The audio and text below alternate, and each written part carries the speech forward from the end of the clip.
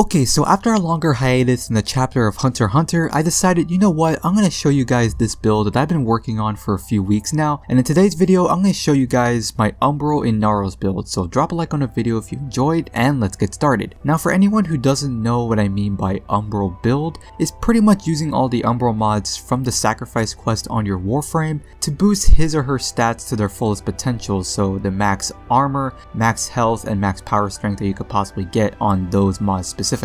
Now what makes building these type of builds really hard is the fact that you can't add a polarity to them since there is no polarity slot for them, so you'll be stuck with the full cost of each of these mods, which does take up a lot of mod capacity in your build, forcing you to consider what to add to the build, so you might have to have a lot of weaker mods and a lot of low cost mods on your build. So enough of the rambling, now onto the build. So for my build, I put together all the Umbral mods on Inaros, which does skyrocket his health to over 6,000 health, allowing him to really soak up damage, and his armor rating also shoots up, as well as making him very hard to kill. The Intensify does help counteract the overextended a little bit, but it can't bring it back up to his 100% base power strength. But power strength isn't important on Inaros, so I added Cunning Drift and Overextended just to make my range as far as I could, since it will let my first ability hit very far, and the first ability is important and it also ties in with the playstyle that I'll talk about in a little bit. But it also lets you hit more enemies and it lets you heal faster from the enemies that you hit. And finally I added Rage, Streamline, and Gladiator Aegis so I can get more armor, I can get energy back from my health whenever I take damage since it's straight health, and I also added Streamline so I can get a reduced cost on my attacks, so I can actually use my first ability a little bit more and I can spam it a little bit more with no backlash. Now as for my arcanes, these are a bit tricky since there are many that can help you with this build, but for now until I can get a max Arcane Guardian, I have Fury, which is great and all, but it's not really useful in this build. The extra damage is cool, but having the extra armor would help on Arcane Guardian. And with the combination of Ultimatum, my armor rating would shoot up to 1240, or if I had Guardian as well with the Ultimatum, it would go as high as 1840, and finally with the Scarab armor at max,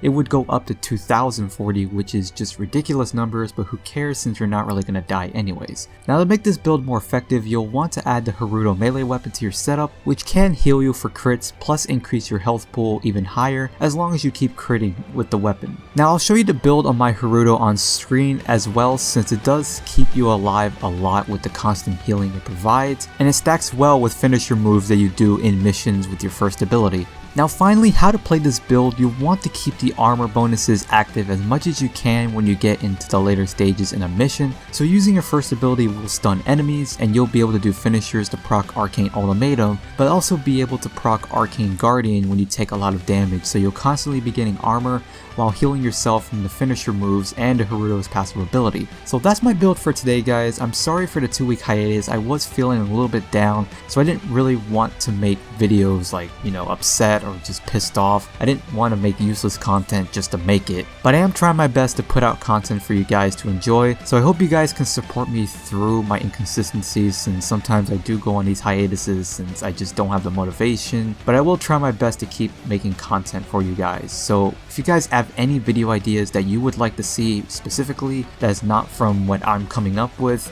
leave them down in the comment section below. I will check them out and maybe even use them in my videos. So that'll be the video for today guys. I hope you guys enjoyed this video. If you did, don't forget to like, favorite, and subscribe, and I'll see you guys in the next video. Peace out.